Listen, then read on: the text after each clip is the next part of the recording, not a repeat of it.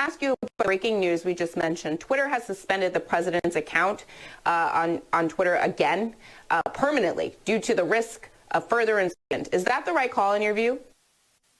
Absolutely. I don't know why they would have restored his service. Senator Warren, about Twitter and about Trump violating the terms of service. Why does that matter? Like, why, of all the things, why that? Ask the whistleblower. Ask members of the United States Congress. Ask the people who are prepared to testify about this president's lawlessness and obstruction of justice.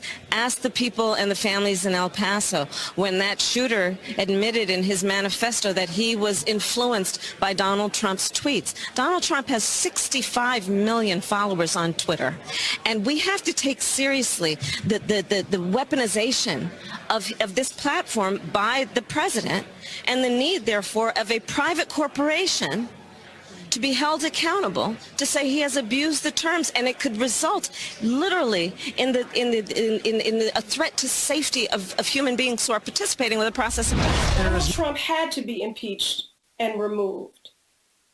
This is someone who's already been banned from Twitter, but still has access to the nuclear codes. Twitter banned President Trump permanently. It has been the defining way that he has shared every thought. But in the wake of the riots at the Capitol, and the social media giant has now muzzled the president forever. And President Trump and his followers are threatening.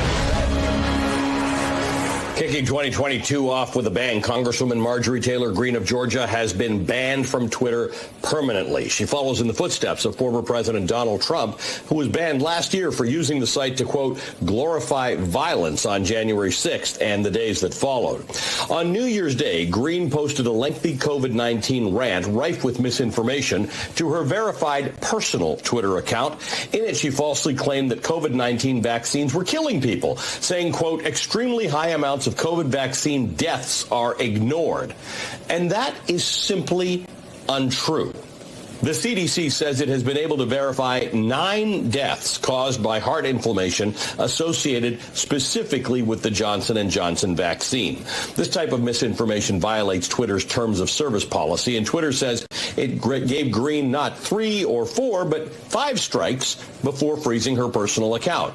And her account, or lack thereof, has looked like this since last Saturday. The Congresswoman's professional government account remains active, however. Misinformation on social media, we've discussed this many times. It's dangerous. It's important that we do something to fight it. And I think most of us can agree it's been quite nice not dealing with Donald Trump's daily nonsense and hateful rhetoric on Twitter for a whole year. But there is a deeper question here.